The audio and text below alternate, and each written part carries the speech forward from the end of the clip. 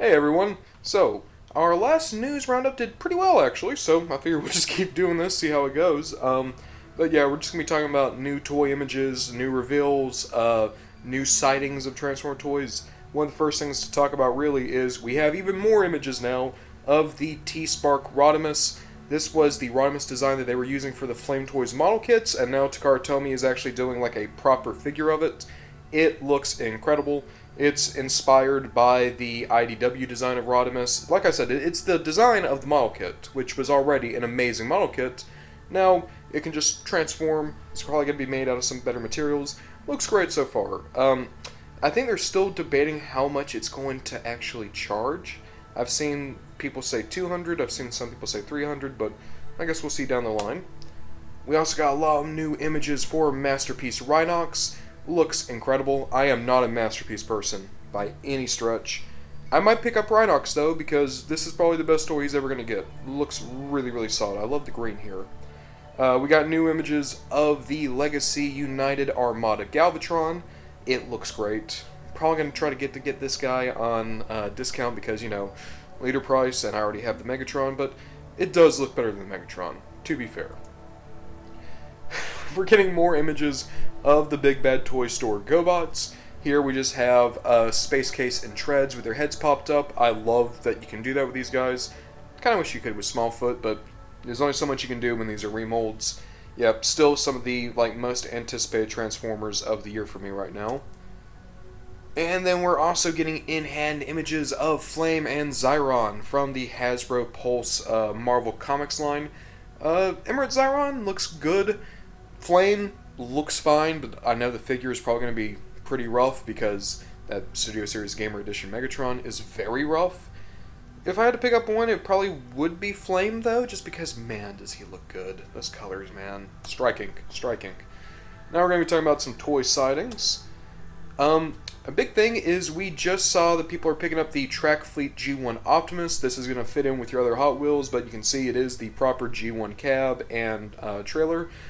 I'm not going to lie, though, the thing I like most about this sighting picture is whoever took the photo, on their bag, they have an enamel pin of the Minicon plate from Armada. If I could figure out who made that pin, I would buy that. That's a very nice looking pin. Up in Canada, we have been getting sightings of not only the new wave of United figures, but also of Tidal Wave at retail. Awesome for the Canadians. Boop. And then here in the US, we've been getting sightings of Hotshot, and only Hotshot, weirdly enough. I've actually already reviewed this guy, because I was unaware of this. Apparently, I found mine at retail a few days before it was actually properly notified on the TFW 2005 boards. Same thing with Party Wallop. They're finally showing up. This is the Ninja Turtle crossover figure. I also did a review on this guy. Some third-party stuff. Not a terrible amount, just a couple of things. Fans Hobby is going to be putting out their Tidal Wave before too much longer. It looks spectacular. It is going to be a lot smaller than Titan Tidal Wave, but it does look much more screen accurate. And Fans Hobby, their figures are always great. I especially love their Scourge. I'm going to pick up their Galvatron probably eventually. And I think this figure just absolutely looks terrific. My favorite thing about it is everyone's been poking fun and calling this guy Chad Wave because he actually has a back.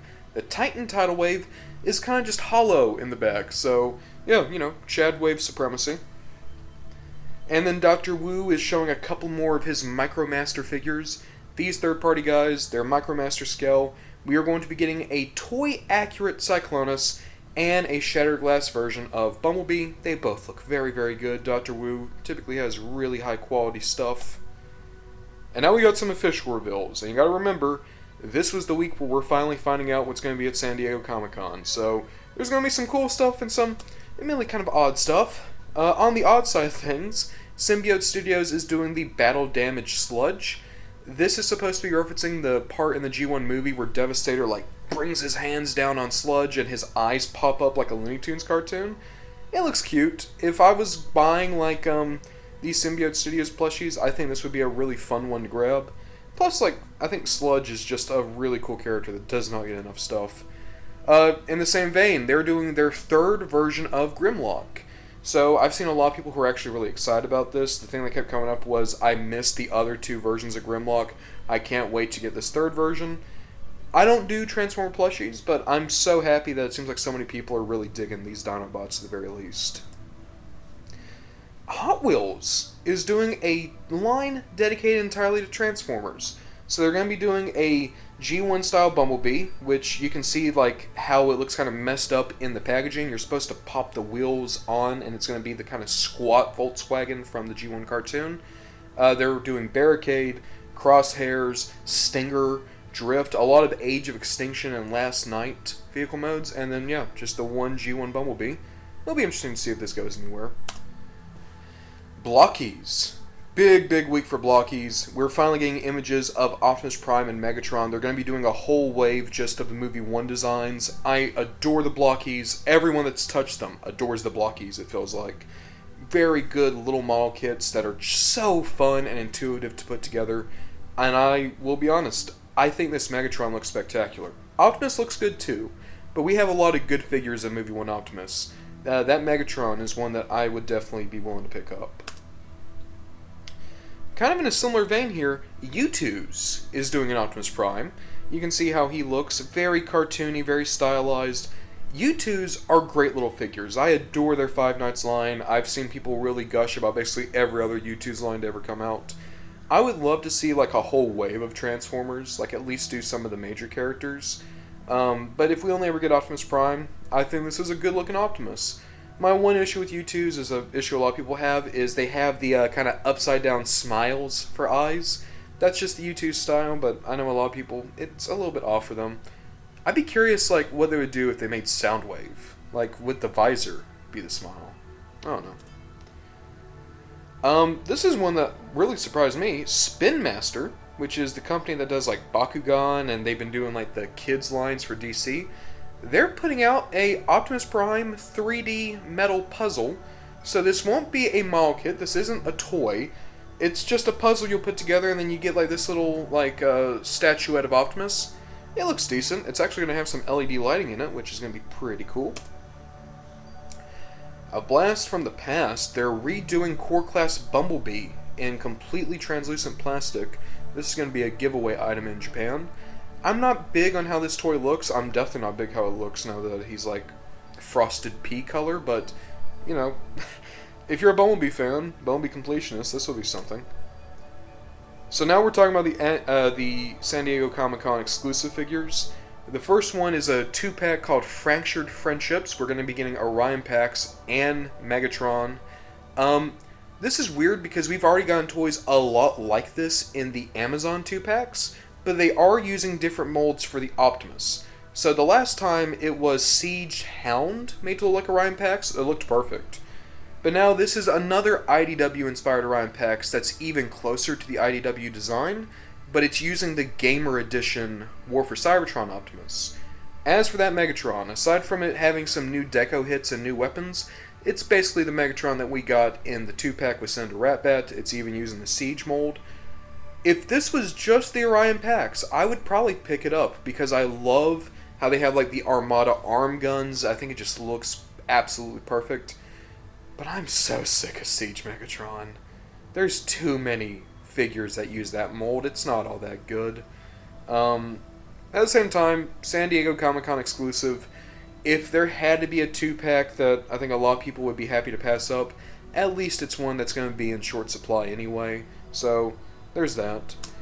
For me, though, the big San Diego Comic-Con exclusive is going to be the Marvel Legends. They're doing Death's Head. So Death's Head, this is going to be a Marvel Legends. This is a Marvel character, but he first debuted in the Transformers comics. If you were a big fan of Simon Furman or the Marvel UK run, this was one of the big villains, and he was the inspiration for Lockdown from Transformers Animated. Just a bounty hunter who more or less just killed everyone he came across. I know that a lot of people bring attention to the fact that he killed Shockwave in the Marvel UK comics. A very cool character that we've never had a good figure of before. This is going to be great, and because it's 6 inches tall, it's going to really look good with Transformers if you're able to get your hands on this guy. I hope we get him at mass retail, but it's an exclusive. Death's Head is not the most well-remembered Marvel character, so we'll see. We'll see. This one we don't even actually know for sure. It's just someone has gotten their hands on some early instructions, and it seems as though that the Walmart exclusive Star Raiders line might have Road Pig. Road Pig is the only G2 laser cycle that we are missing. We already have, what's their name? Not Road Rage, not Road Pig.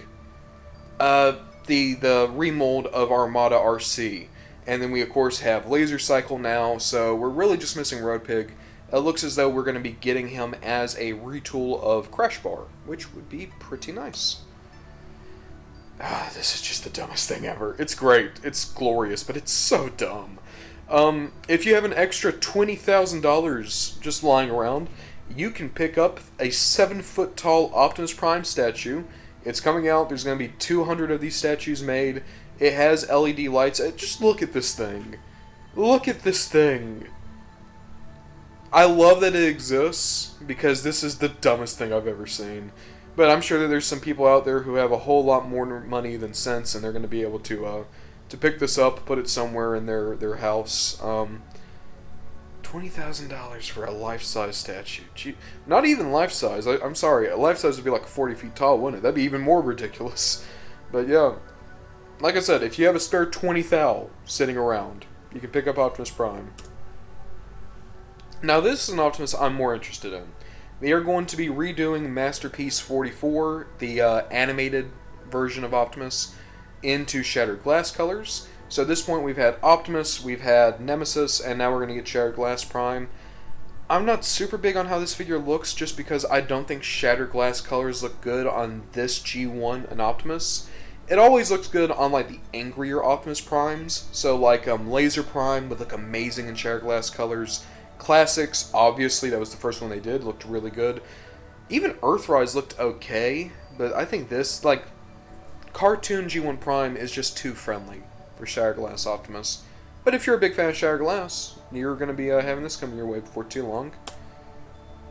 For me, though, the big reveal of the week is we're finally able to see MDLX Jazz. I am a huge proponent of the 3-0 Transformers figures. I love them. I love them. I love them. I cannot wait for this Jazz. You got so many cool little accessories here. The thing that a lot of people are pointing out is that you're going to get a peace sign, and you also have a grappling hook, which is from the, I think that's part 2 of the original 3 episodes, where he used the grappling hook to save Ironhide after he fell into a pond. Just a beautiful looking 3-0 figure. He's going to look great alongside all the others. Cannot wait to pick up this Jazz. I'm still crossing my fingers, man. I want Soundwave, I want RC, I want Ratchet. Those are the characters. My pipe dream, right? I would blackmail someone to get this would be, let's get Trax. We're never going to get Trax from 3-0, but that's the one. If I could get an MDLX Trax, I think I actually would kill someone. But, for what this is, just a beautiful looking figure. Can't wait to pick him up. But yeah, that is all of the big Transformers news, toy news from the past week. Thank you guys for watching. We'll see if we continue on with this, because I'm having fun with it. And let's just see what other big news can be coming out. Before too much longer, I guess we're going to have to be talking about San Diego Comic-Con reveals. But until then, maybe there's going to be more goofy, silly stuff on the way.